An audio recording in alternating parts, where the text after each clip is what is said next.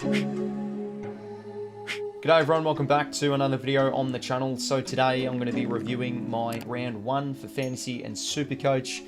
As I've said in the past few videos, wanting to do more Fantasy and SuperCoach videos on the channel. So yeah, really want to get around these reviews each week to track my progress. So yeah, with both formats, I felt it went pretty well. So we'll kick off with Fantasy first off, which I managed to get a score of 2002, which I'll probably take. You know, they always say the line is around a 2K score. That's sort of like the acceptable range. 27,000 ranked overall, but that means absolutely nothing because generally like 25 more points and I think you would have been in the top 10K. It's just really, really even. Like if I were to captain Gawn, I'd be sitting in the top 10K. So yeah, it's still really wide open. Just really got to nail those captain scores and the trades in the next few weeks. So yeah, it's not a disastrous start, so I'm content with that. Could be a bit better, but yeah, still alright with it. So yeah, we'll go over each player. We'll kick off 𝐓𝐡𝐞 𝐎𝐥𝐝 𝐌𝐚𝐭𝐞𝐬. Yeah, he had the ball and a string on Friday night against the Swannies. Was just racking up the pill. Oh geez, you got to feel for those non-owners though, scrambling around to get him into the team. But yeah, you know, 𝐓𝐡𝐞 for me was a no-brainer of a starting selection. Yeah, we'll definitely be up there for averaging this year, and I probably should have vice captained him. But you know, I decided to be, oh look at me, Mr. Edgy, Mr. You know, going against the grain, not following the pack, as I vice captain 𝐼𝐗𝐿𝐴.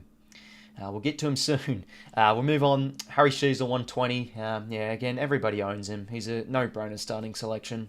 Was, yeah, racking up the football. Good individual performance against the Giants. Was taking nice intercept marks. Was taking the kick-ins. Was doing it all. I mean, he's their nucleus on how they move the footy in the back half. He's just racking up marks. So, yeah, no, really good score from him. Hayden Young, 95. Acceptable score when we're talking about it from a fantasy point of view, but he's probably a watch though, because unfortunately for Fremantle, they had carnage. They had McDonald go down with a knee.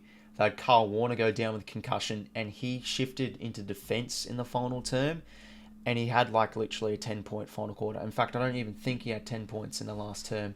So he looks good in the midfield, don't get me wrong. Like, he was a tackling beast, whilst Fremantle were able to turn it around. So yeah, he could be a little bit of a concern if he's playing a bit more defence, because we all know why we picked him, because he's playing midfield, he scores well in that role. So, look, he could be fine, but that's just sort of my thoughts on him. But yeah, you take a 95 from Young, an acceptable score. Yo, 70, look, it's not ideal. He didn't really have many marks on the day, and his TOG was really bad. I mean, 70. Bloody hell. It was a hot day out there, and look, in general, it's really hard to score against Port Adelaide. So you probably take a 70. I thought he was battling well, like he was tackling well. So we'll see how he goes at home this week. I don't think you can consider trading him out though yet, because you've got to see how he goes at home. But yeah, look, not disastrous, but not ideal. But yeah, I guess 70. Yeah, we'll see how he goes this week. Connor Buderick, 25. Ah, dear. This is an absolute shocker. This hurts me a bit, especially for getting hyped there in the ranks in the first round. 25. Now, look, it was a terrible game in terms of junk possessions, because the conditions were awful on Saturday against the Crows. I mean, he had 0 marks, so he wasn't able to find really any cheap ball. You know, only 3 tackles, 7 touches. So hopefully he bounces back. With how my trades are this week, I'm probably going to hold him, because I want to see how he goes, you know, in much cleaner conditions. He scored an 88 in opening round, and he scored like over a 70 in preseason. So I still think he can go 70, but he's stunted his cash growth, so he could be one on the chopping block for sure. We'll see how he goes against the Doggies. Melbourne had a really high amount of marks last week against the Bulldogs, so hopefully the Suns can junken up a bit. But, you know, Sexton got 67, Buderick 25. Just not a good game from him. But they really rate this guy, like Hardwick and the club. So, see how he goes. But, yeah, 25 is pathetic. And considering the players out on the bench, bloody hell, I've lost some points there. But, yeah, a lot of people are going to be going up to D'Ambrosio from him too, which I've considered. But at the moment, probably not with the trades I'm doing. But anyway, moving on, Zach Williams, 74. I mean, I think he had like a 4-point last quarter, so he really could have gone a bit higher. But yeah, he was racking up the marks. Was a key part on them moving the footy in the D50. And he'll improve his match fitness as well, I think, over the next few weeks. So yeah, look, he's fine for now. Howes and Hoare, when we move to my bench, considering the carnage there is at the moment and not really the greatest selections for defenders, like Dean's probably going to get dropped, 𝐓𝐡𝐞 injured. Who else is there? There's also one other player. Pink. Like, he only scored about 35. I think 𝐼𝐻𝐿 and 𝐬𝐻𝐪 are probably going to be the best looking defender rookies at the moment because both scored 60. They look good. Their job security looks good as well. So I'm pretty content with these two. Hopefully they can just be some nice... I think 𝐻𝐻𝐪 will be a bit of a slow burn, but 𝐻𝐻𝐿 I think should really sharpen up in price because he's still minus 14 with a break even. Okay, now moving into the midfield, 𝐼𝐻𝐪, had this captaincy on him. He was very good against the Eagles last year, so I thought he could go off. 111 in the end. I mean, it's a borderline good captain score, but he had 0 tackles. Like, if he had 5, he would have gotten probably 130, so he could have been an even better selection. He was on 95 at three-quarter time, but thank God for that goal late, that skitter from the centre square. Thank God for that to salvage his score a bit. But he's still probably the best on ground. It was just a very low stoppage game. Port Adelaide moved the footy really freely. I mean, he had 10 marks too. Like, look, long term he's going to be a good pick. That's why I started him. He's just an ultimate professional. So, yeah, I'm happy with the starting pick for now. But could have gotten a bit higher with the captain score. Anyways, moving on, Jack Steele, 108. Yeah, good score from him. I think the thing with Steele, though, is can he produce these scores consistently? Because he was unable to last year. He had a bit of an injury-riddled season last season as well. So, look, I'm hoping he's primed for a good year. He looked good out there. He was tackling well. He got some good points late in that fourth quarter as well. So he lifted. Yeah, hopefully we can see this from Steele week in, week out. 𝐚 𝐿𝐼, 100. This score does not reflect his performance. I thought he was one of the best players out on ground. He was tracking easily towards a 120, and then the last 10 minutes of the game, he gives away, I think, 3 free kicks, and he doesn't touch the ball. So, look, I think long term he's going to be a good pick. That's why I did want to start him. He's looking primed for a good season. The games from what we've seen so far with Miller, he's looking really good. He's scoring well, he's moving well, he's tackling well, he's accumulating the footy well. So yeah, it's a good score from him in the end, but he could have gotten a little bit higher. And then yeah, moving on, 𝐷𝐿𝐼, 62. Jeez Louise. He reminded me of Laird from round 1 in his game last year, and when he got like 50, and people captained him. But yeah, I don't know. It was hot out there. 𝐷𝐿𝐼's performance was poor. Like, he just had no intent for hunting the footy. Like, I'm pretty sure he had 1 tackle. That's just not a 𝐷𝐿𝐼 game at all. He's a bull and he's meant to be attacking the pill, but he wasn't. Just had no desire to hunt for it. He was just jogging all around the field. Really disappointing stuff. Does he bounce back? Well, there's a bit of an incentive because Melbourne's midfield obviously is very good and they play the Ds this week. I think he does. But considering the structure of my team, I could probably afford to go to a 3 rookie mid setup. So he could probably be one on the chopping block because I could probably use his value to bring in a forward like Billings or Perkins or something. So he's probably gone for me with my circumstances. But yeah, disappointing. I had him since December. Like, I was so big on him.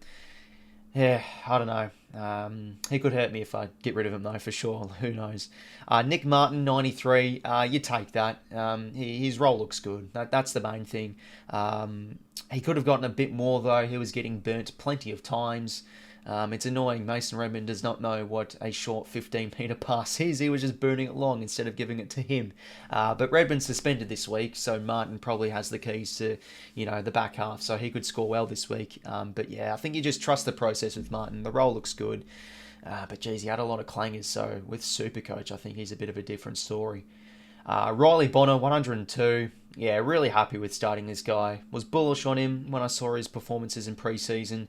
Just that role he has, and the Saints chip it around quite a bit in their back half. And he's a left footer too, and because he's a left footer, I think he, offers more to the Saints back 50. Like, he was getting a lot of handball receives. And since he's that left foot, he sort of cuts around the boundaries. So yeah, he's able to get a few more possessions. He actually led the game for disposals. So look, he's not going to have that every week. Sinclair will come back in, so that could hurt his scoring. But I think so far so good. I think he can at least average 80, and he's looking like a great mid-pricer. So he gained 38k. So that's 38k more than what people are going to be trading him in this week. So yeah, I think he's looking good. Clay Hall, I brought him in because I benched 𝐼𝐿𝐼𝐻𝐻 and put the E on him. So when I saw that score, I'm like, okay, I can't, you know, have this score on the bench. I've got to bring someone in. So I decided to bring in Hall. Specifically, I brought in Clay Hall was because I think he probably debuts this week. I think he's a good chance to play because he's a highly rated midfielder for the Eagles that could get an early start. And then he got injured. And he was a test for last week's game, so he could probably come in this week. And I think a lot of Eagles fans I've been reading, he could probably come in. So yeah, it's sort of like a selection where it worked well last week with taking 𝐼𝐻𝐻 score, but you know it could work well in advance because he could debut, and you never know if he gets like a 70 plus. Well, you know you've gained a bit of cash there. So yeah, probably maybe saving a trade. Who knows? And then, yeah, Matty Roberts with 68. Everybody fielded him. Had a bit of a slow first half, but got the marks in the end. And, yeah, as a Swan supporter, I'm really liking the look of him. I think he could be the successor to Jake Lloyd. He just has good decision-making. He's composed. Liking the look of him. And then, yeah, 𝐼𝐻𝐻 benched him, put the E on him because I felt he could score well. And then he churns out a 94. His role looks good, playing sort of, yeah, deep wing, half-back, getting marks from kick-ins. Yeah, and he plays at Marvel this week, which is an absolute safe haven for Seagulls. So, yeah, hopefully he can score more. And then, yeah, because I put 𝐼𝐻𝐻 on the bench and took his score, I had to bench Sanders, and God, that worked out for me in the end, because he was probably on track for a 90-95.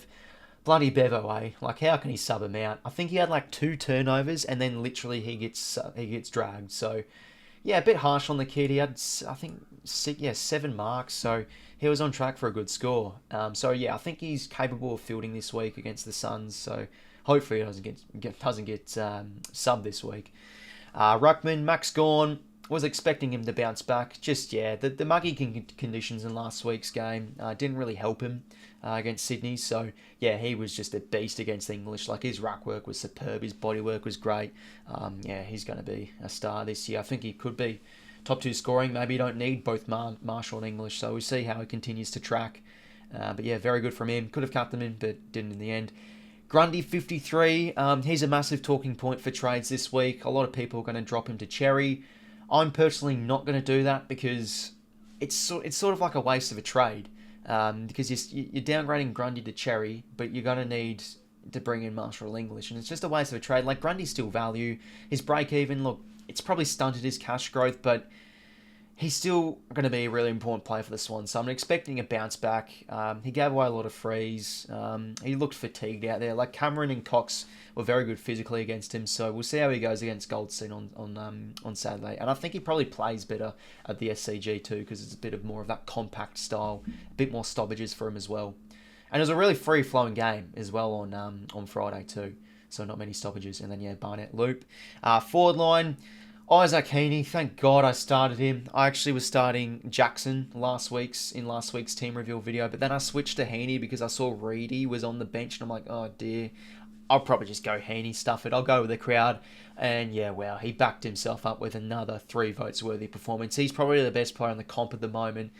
His body's looking so good. Just with no Parker, Mills and Adams, it really gives him freedom to the midfield to own it.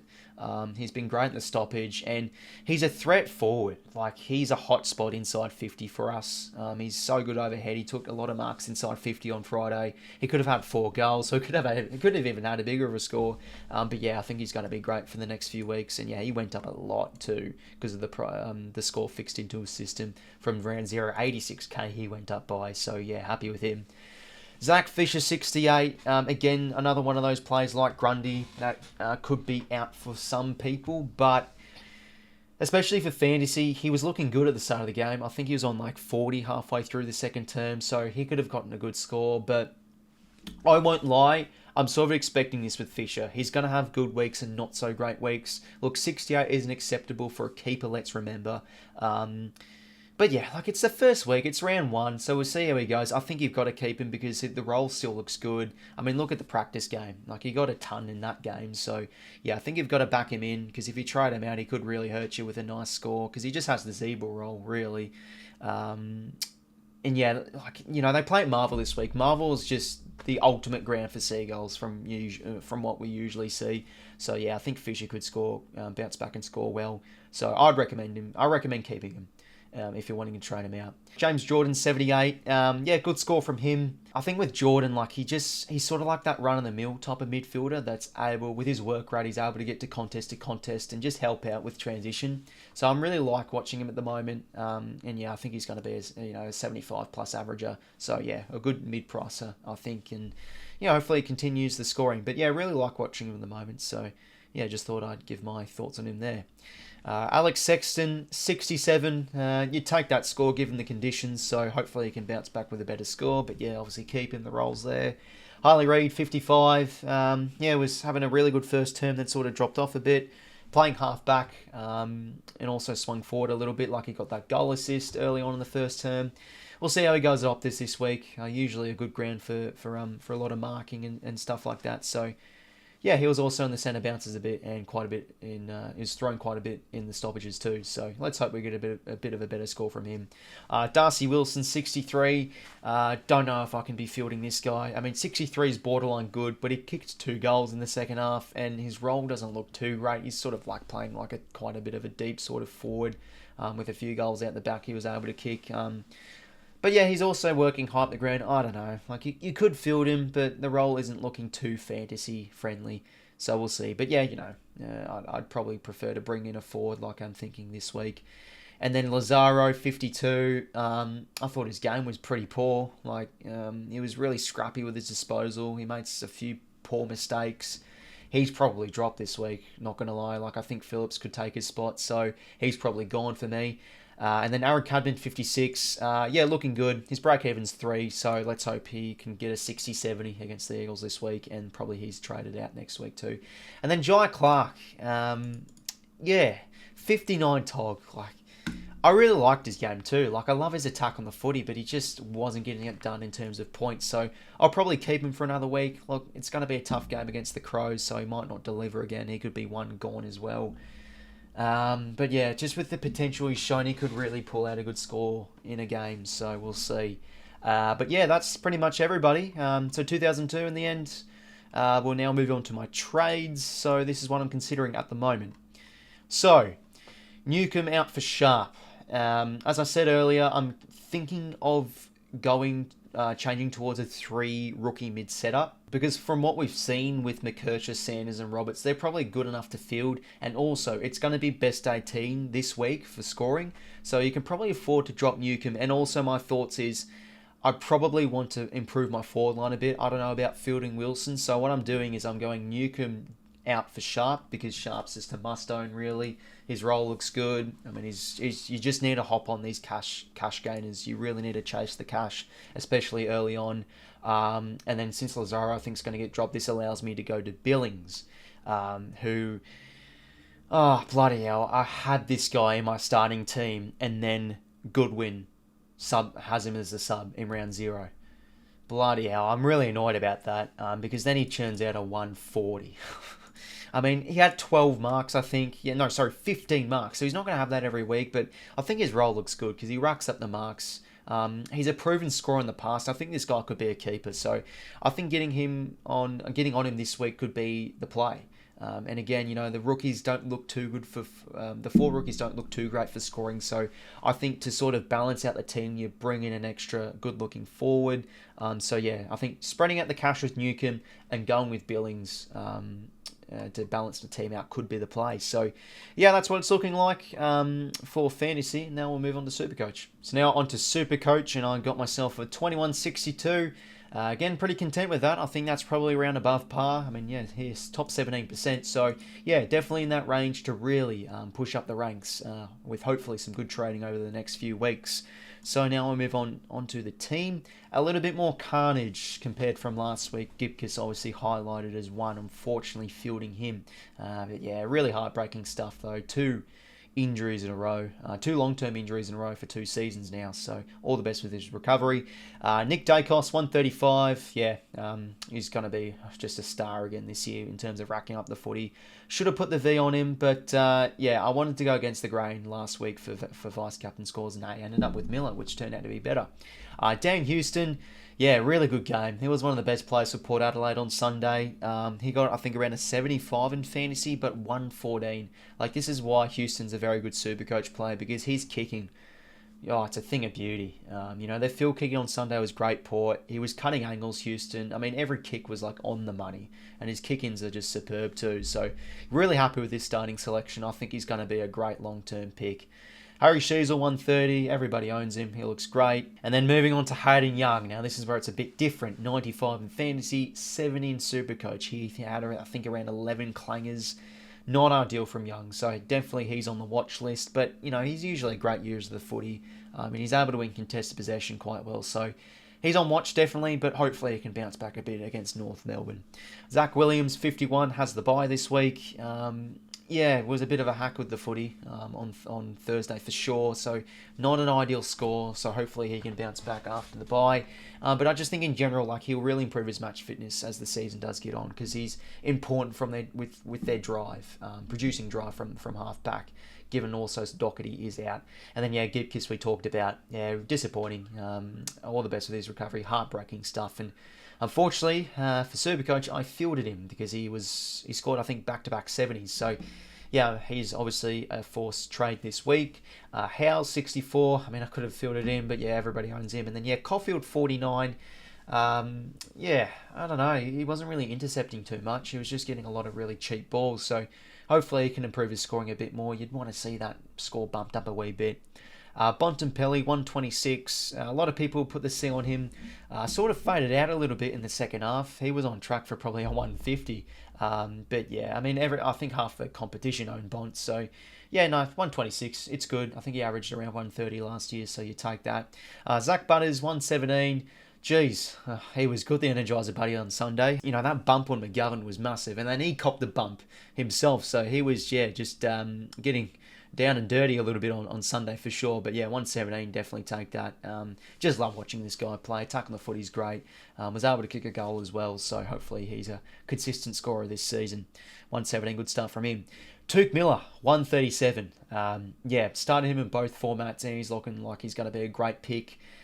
But, as I said in the fantasy segment, he was on track for a very good score. And then he gives away those 3 free kicks and could not touch the ball in the last 10 minutes. He was on track for a 160. So I could have had a massive captain score. But yeah, he's primed for a good season. I'm still happy with him in terms of the long run. Nick Martin, 63. Going to be on a lot of people's chopping block for this week for sure. I'm going to give him another chance. Hopefully he can improve his efficiency a bit because, 63 is poor. The role is there. Let's hope he neatens up his disposal. Ollie Wines, 94.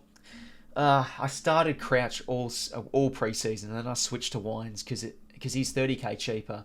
94, look, you'd probably take that because it was a very, as I said earlier, not really too many stoppages against the Eagles. And he had about a 70 in fantasy. So he got a lot of his points from contested possessions. So hopefully he gets a bit more centre bounces over the next few weeks. Look, 90 plus is what I'm expecting from Wines. Hopefully he can bump it up a little bit more. But yeah, it could be on watch. But you take that score considering the circumstances. Riley Bonner, 102. So yeah, started him in both formats and got the same score as he did in fantasy. We talked about his role. It looks good. He still should be averaging at least 80 with Sinclair coming back in. Yeah, happy with the pick. And then Matty Roberts fielded him with 69. And then I did the same thing in fantasy. I brought in Clay Hall. 𝐸𝐿𝐻 got an 88. Brought in Hall. Put him on field so I could take 𝐸𝐿𝐻's score. And then Sanders 43. So he did even worse on SuperCoach because he had a few turnovers on Sunday. So hopefully he doesn't get subbed because he still looks quite decent out there.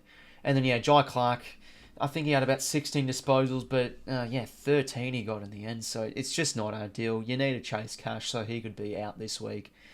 And then Rux Grundy, he got a little bit more than he did fantasy, but still 7 frees against didn't really help him. So I'm expecting a bounce back from him. And then Max Gawn went absolutely off with 162. He's always a SuperCoach friendly player for sure. Isaac Heaney, 136, so he scored more than he did in fantasy. And as I said earlier, he could have had 4 goals, so he could have been on for a 150, 160. Zach Fisher's much more of a different story in SuperCoach because his clangers were poor. He also had a few drop marks last week, so not ideal from him. But again, I'm going to be holding on to him because he still has value. So he's going to be a watch for me. If he again plays shite, he's probably gone for me next week. Because you don't want to have those clangers in your forward line for sure, given that the forwards are a lot more scarce for quality and for points. James Jordan 84, so yeah, a bit more in SuperCoach, like that, probably because of the contested possessions, but yeah, liking this guy. I think he's an important link into the chain for transition for the Swannies. Harley Reid, much better than fantasy. 78 he got. Yeah, he got that goal assist, of course, with the hand pass over the top. And yeah, I think the role looks good. We'll just see how he keeps on going. Really, everybody owns him, really. Yeah, we'll see how he goes. At Optus, Alex Sexton, 63. The role looks good, so just keep the faith in him.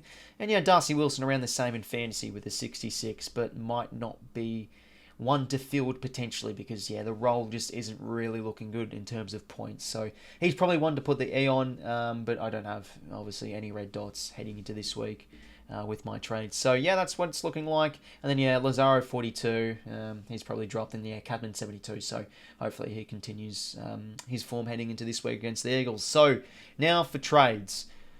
So what I'm thinking, obviously, 𝐓𝐿𝐴 is a must-out. Yeah, just really disappointing stuff. All the best in his recovery with his injury, and don't know why there isn't the... Oh, here we go, filter by name. I'm going to bring in 𝘬𝐼𝐻𝐪. The role looks good. Should be a 60-plus scorer, so he's probably one you can field. So I'll complete... Oh, no, wait, sorry, I can continue trading. We'll now move on to my next trade. And also, 𝐓𝐿𝐴 is 150k, so it frees up a bit of cash. Jai Clark's gone for me. Look, I still like watching this guy play, so he could score well maybe one week and it could hurt you, but again, you've got to chase those break-evens, so I'm going to be bringing in Sharp. Yeah, good outside role for Fremantle.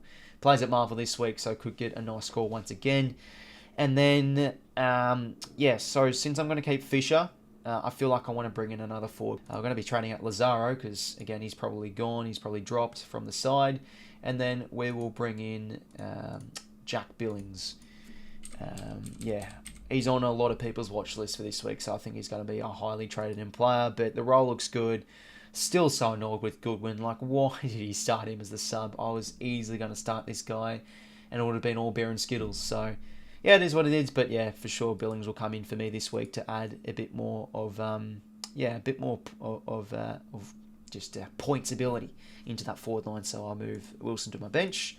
And yeah, that will upgrade the forward line a bit more. Just a bit more balance into the team. So that's what it's looking like for SuperCoach. And that wraps it up, everybody. So just before we end the video, everyone, I want to have a quick look at the leaderboard updates for my Fantasy and SuperCoach leagues. Feel free to join. The links are in the description for either format. So first off, who is leading my Fantasy league? We've got 𝐷𝐼𝐻𝐺. So he got a 21.61. Very nice from him. So he put the vice-captain on Tom Green. Very good stuff. And then, yeah, the forward line. That's a good idea, going Flanders and 𝐻𝐻𝐪. Starting sort of like the two primos for your forward line. So good stuff there from 𝐷𝐼𝐻𝐺. And then have a look at this in SuperCoach. 𝐷𝐼𝐻𝐺 is also leading my SuperCoach leaderboard. How about that? He's on absolute fire in both formats. Wow, 𝘬𝐿𝐴 Hogan. What a selection that was, eh? And he put the vice-captain on green too. So, yeah, that's a good starting pick for him there with 𝘬𝐿𝐴 Hogan. Yeah, unfortunately copped the 𝐓𝐿𝐴 carnage, and yeah, Phillips isn't playing at the moment, but yeah, he's had a great start to the round. So everyone, that wraps up the review for both formats for Fantasy and SuperCoach for round 1. Hoping for a better week. Feel free to let me know how you went in Fantasy or SuperCoach this week. Maybe comment down below some of your trade targets heading into this week. Love to hear your people's opinions. And that's pretty much it from me, everybody. Feel free to join the leagues if you haven't already for your chance to get a shout out. And apart from that, I will talk to you later. See you later, fellas.